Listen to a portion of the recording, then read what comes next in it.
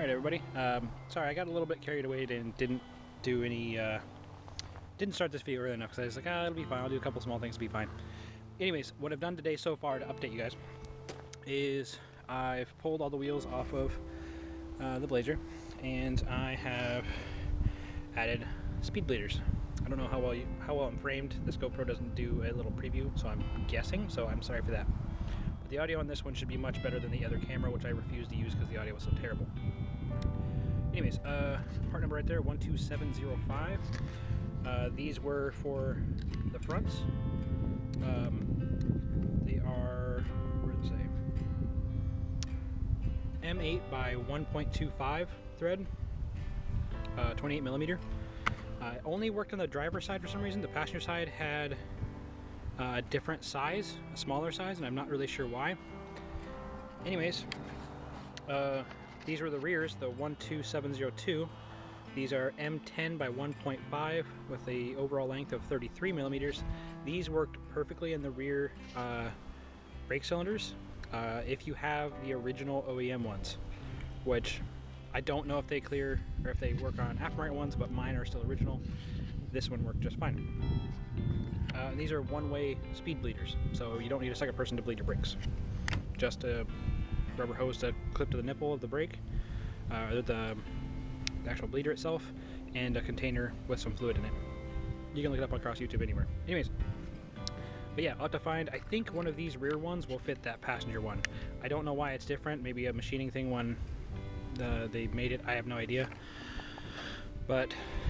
This is one of the front ones. This is the front one that I was going to put on that side, but no longer, I mean, obviously doesn't fit. The diameter of that one was like this little blank shaft piece here. But yeah, so got one extra. Always something on cars. Anyways, in the meantime, I will have to bleed the brakes because I did let some fluid out because I again had to pull the valve out and put it back in really fast, so that'll make bleeding that tomorrow easier. That is what I wanted to get done with the Blazer today. What I'm actually doing now, apart from enjoying one of these beauties, is I'm actually working on Super today. Now, got this pretty well secured under here. Got two jack stands and the jack underneath the rear diff are there. As you can see, the mid pipe is right there. I got that one out. I'm replacing the rear tail shaft oil seal on the transmission. Transmission of this car is a 2002 JDM STI transmission. I took an educated guess and assumed that the 05 and 04, the parts I can actually get in my dealership here, STI transmissions, 6-speeds, should have the exact same seal. I don't see why they would change it. If it's not broke, don't fix it, is generally what Subaru's policy is. On most stuff, it seems like. Again, they're like Legos. Anyways, it's like $15, so I just bought the seal. Have it in the truck right here on the seat, so yeah, I'm gonna pull that seal out and all that stuff. But for right now, I'm working on getting, real quick. Got the mid pipe off there. Back here, oh sorry, right there, I have to pull that cover off of the drive shaft. There are 14 millimeter bolts. I think there's 6 of them, 3 on each side, and then there's 10 millimeter bolts around the actual mating surface of the drive shaft to the rear diff. There's 2 carrier bolts up in here for the center bearing carrier, and then the tail shaft back there. I am not removing that. That could be over. I do not want to remove my downpipe because it's a one piece. It sucks. I've done it before, and I just don't want to. I hate it. I hate it so much. So I'm not going to do that. Or at least I'm going to try my best to not make that happen. So yeah, that's where I'm at so far. I will update you once I get the driveline cover off, or protector off, and possibly just the driveline out, actually. So yeah, apologize for any bad angles. It's a tight fit under here. I barely fit under the car, and my glasses are falling off. So yeah.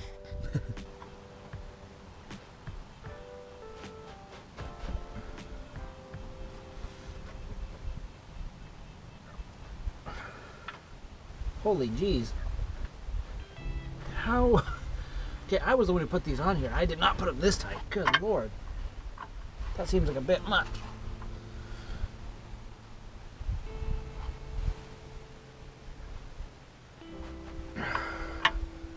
Okay, I'm gonna go grab the breaker bar, because holy shit. Apparently I don't know my own strength, or more than likely they just kind of got a little bit corroded. Jeez, they've only been in there for maybe a year, if that. Oh, we'll grab a breaker bar. Be right back. BRB.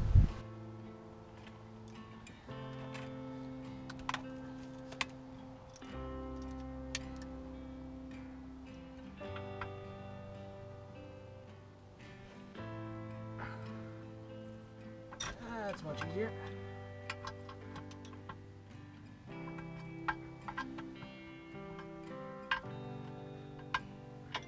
Yeah, apparently I just tightened down with the freaking hand of God.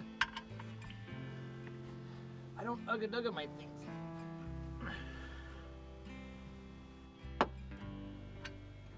So I'm either stronger than I think I am, which is unlikely, or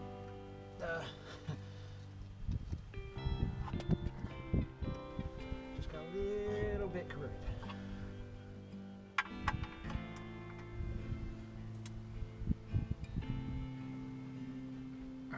Holy shit.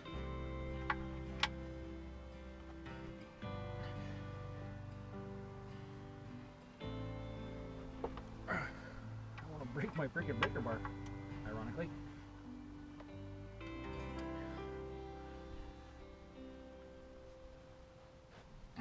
I'm like sliding.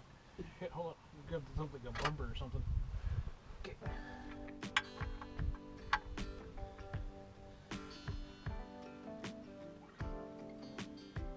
Oh, holy shit. Okay. I can feel that in my eyeballs. Good Lord. Yeah, that feeling when you like really strain yourself and it feels like the blood pressure in your eyeballs raises. That's what that felt like. Not a fan.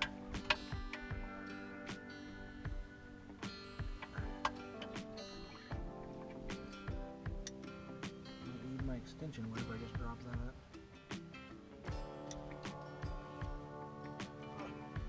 Down here. Hold on.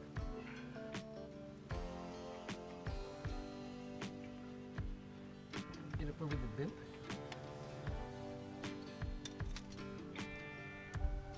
Ow.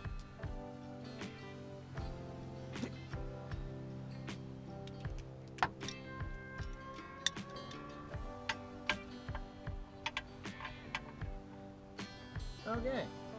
Don't be so bad.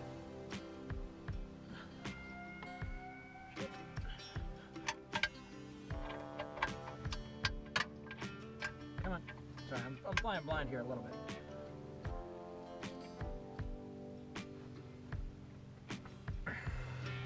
Another one. Oh, let me raise myself.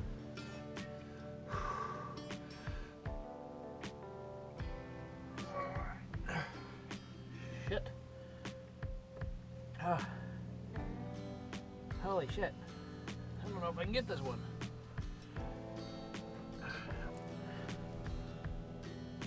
Okay, let's try it. Let's down here. Why are these so fucking tight?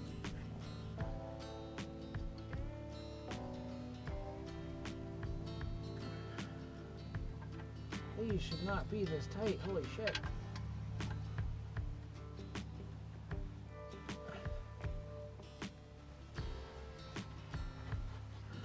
Oh, there goes that one. Come on now, you lost one. Don't make me look like a bitch.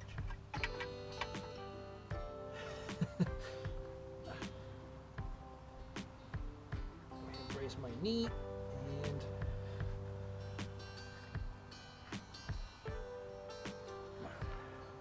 keep sliding. Son of a bitch. I need both arms.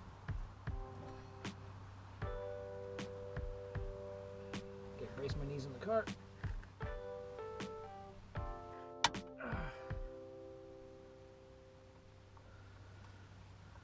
Holy shit.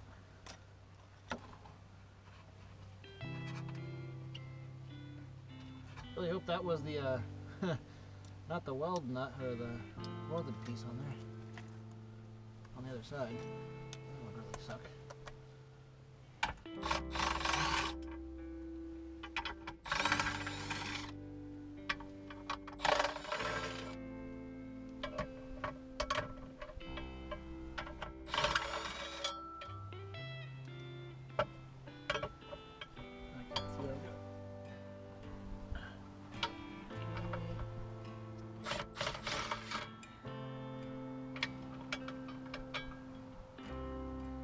Okay, and last bolt.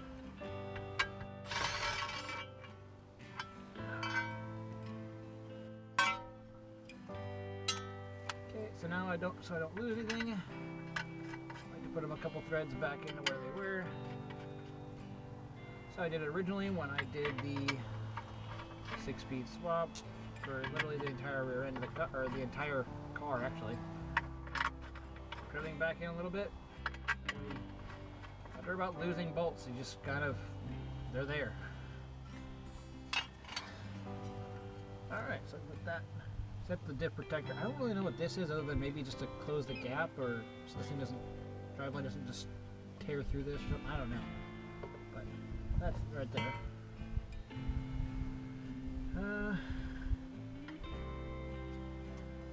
I need a 10mm socket for this. Oh yeah.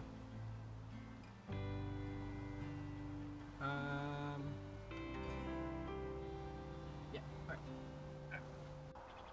All right. Sorry I didn't take you under the car for me with that one, but they're just 4 little bolts. They're 12 millimeters.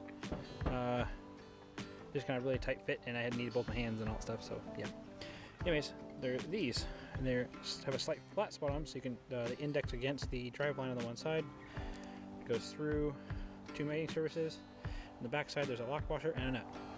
They're not under a lot of torque or nothing like that, so it's not too bad. Yeah, there's 4 of these. But, anyways, up next, I'm gonna make sure the drain pan's with me under there, because it's just a slip yoke drive line. Anyways, make sure the drain pan's under there with me, and then I'm going to actually undo the 2 carrier bolts for the center bearing. The rear half of the drive line is just sitting on the little, it's like a little boss piece on the drive line, or the rear diff flange, just sitting up against that. I'll have to slide the whole thing forward off of that. Doesn't take much, like a few millimeters, and then drop down and pull it out once the carrier bearing's out. But yeah, you will need to rotate your drive line to, obviously, to get the 12 millimeter nuts out, or off and outed. You will need to remove the 4 bolts to get the drive line out, and you need to rotate the drive line so you can have the e-brake on or the transmission in gear, obviously. So yeah, anyways, I'll see if we can find a place for you so you can see what I'm doing underneath this time somewhere.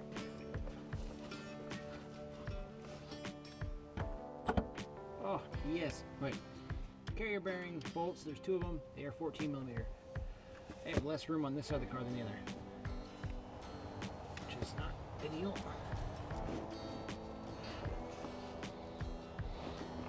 Look at this. Face is like touching. Pretty much. Oh shit, I meant to grab the drain pan. For when I pull this out, I can actually, in case it starts pissing fluid on the back of the transmission, which it more than likely will, I can actually not get it all over my gravel driveway. Okay, so slide back out again. Good thing I'm not a big fat guy. This is gonna be really difficult.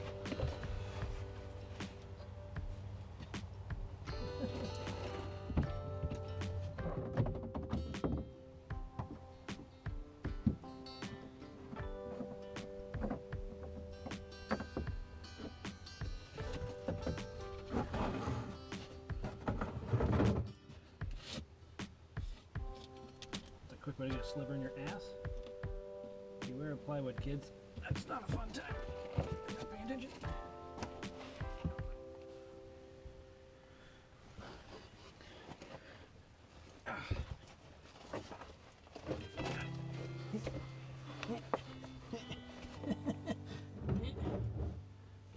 Is in the vicinity.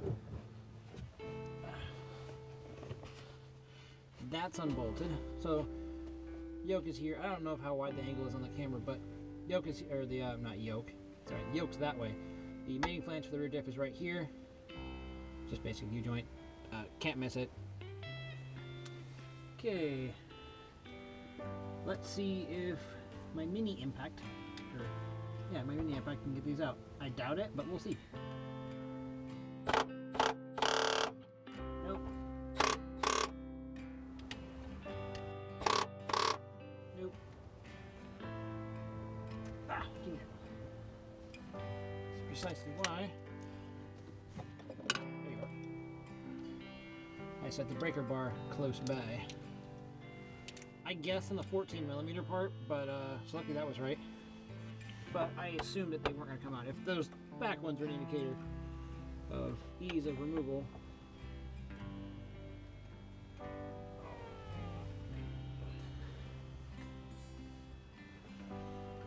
Snug, but not bad.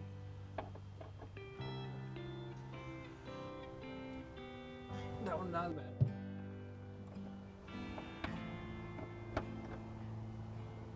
Okay. Now my little mini impact should be able to get out, no problem. Should. Hopefully. Don't fail me now, Milwaukee.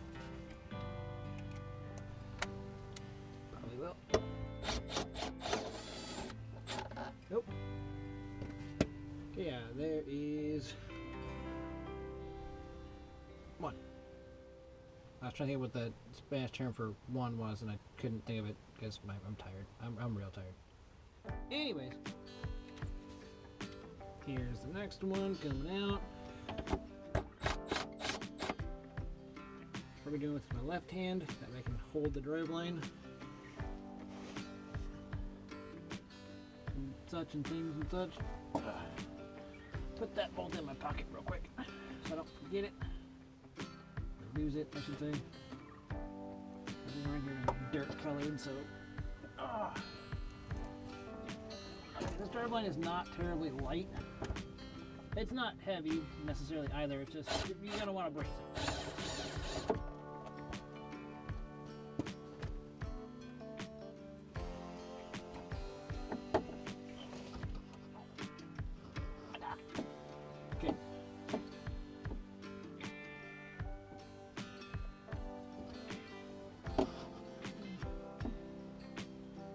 Okay, so it is loose right now. Shove it forward a little bit. Lock that down.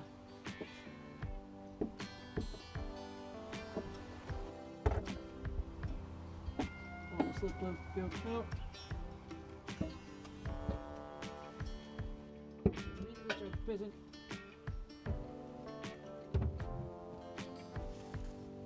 Just rest that like that for a moment. It's dripping a little bit, but not crazy. That drain pan's completely empty, so yeah, it just sucks because that's the expensive Motul stuff. And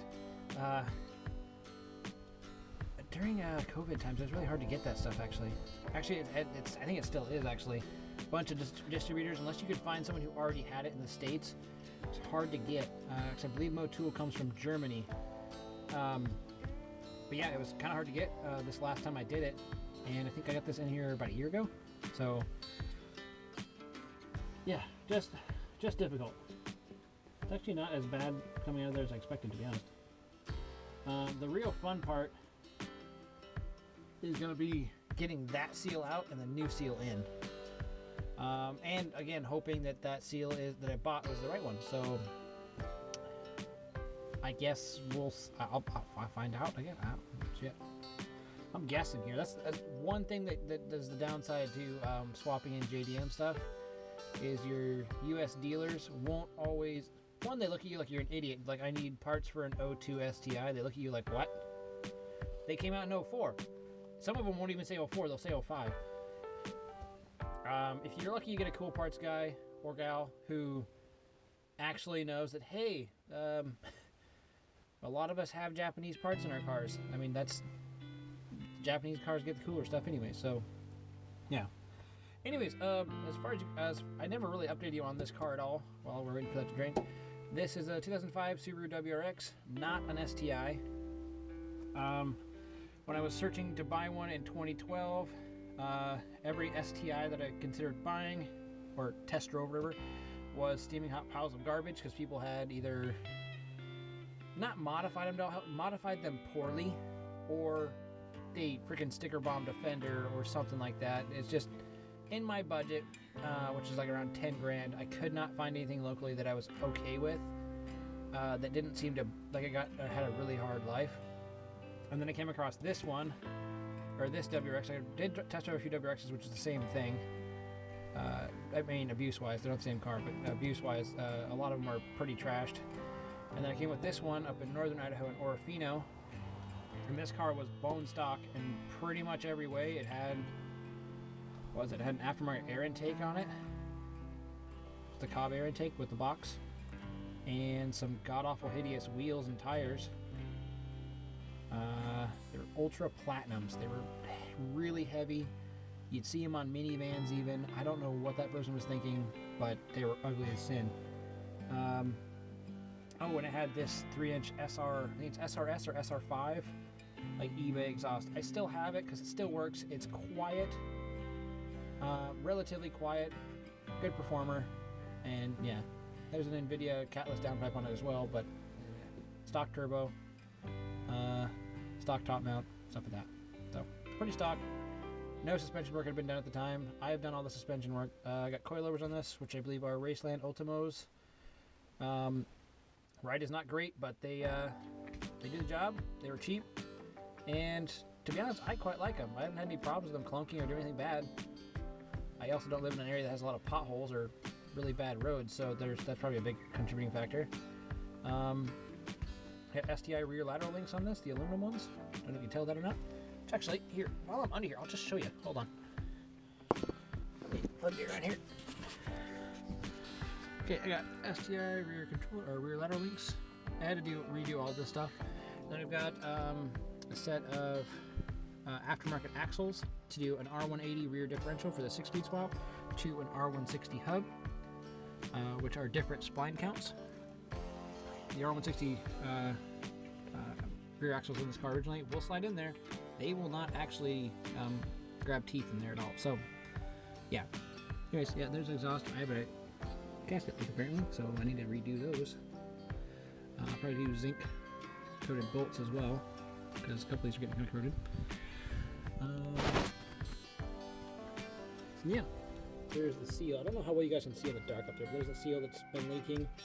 It's kind of flung fluid up onto the bottom of the car, just past that little tail shaft metal sleeve cover, what do you call it. So that's how I know that seal's the bad one. And yeah, that gasket seems to be in good shape.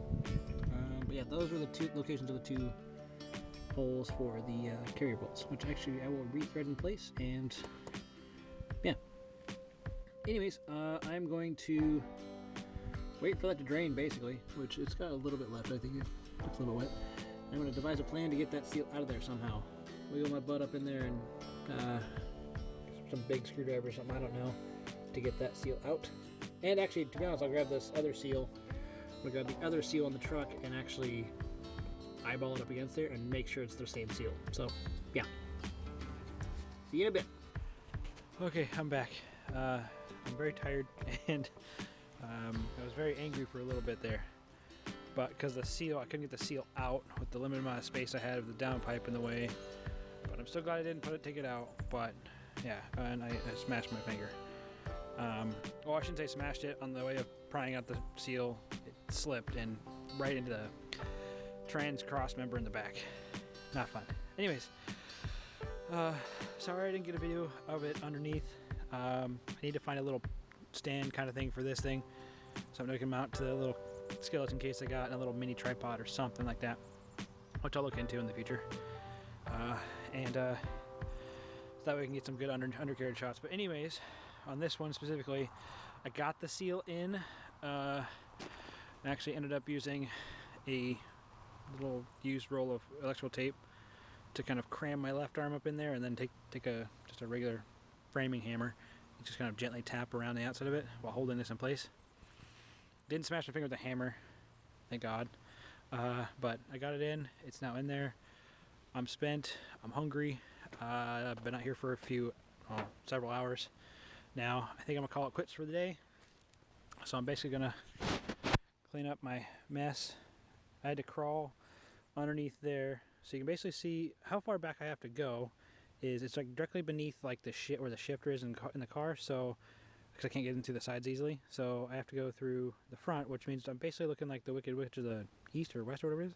My feet are just sticking up underneath the radiator support, and that's it. Yeah.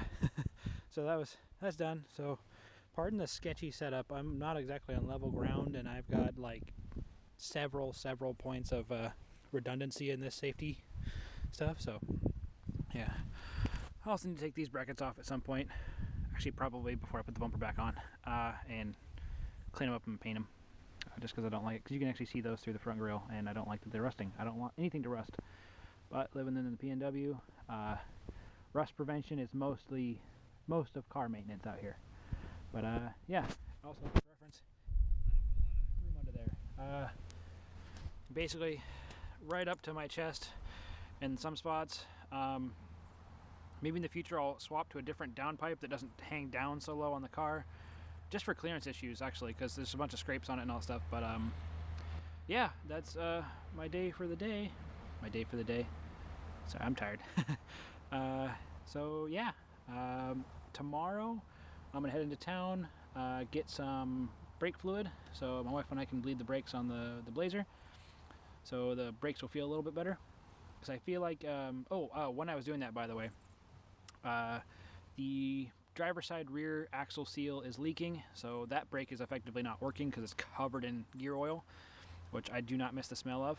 And the other side actually looks to be in pretty good shape, but the adjuster for the drum brakes to separate them out to adjust them was frozen. So yeah, I plan on going inside, ordering basically a rebuild kit for the rear brakes.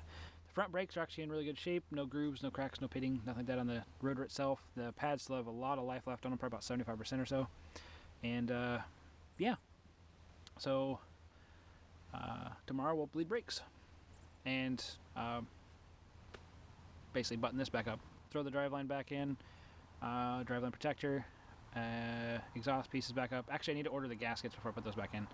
I think 2 3-inch MLS gaskets. The one was like some of the pressed, I don't even know what it is, but the MLS multi-layer steel gaskets are the ones you want to get. Those ones are really good. They seal well and they last longer, assuming you don't have it on and off a bunch of times, which this car has. So, but yeah, anyways, plan on doing that. I hope you guys enjoyed what little of this video I could film. I aim to get better each time I film, or at least over time. So bear with me while I get through this process. Anyways, thanks everyone, and you all have a good day.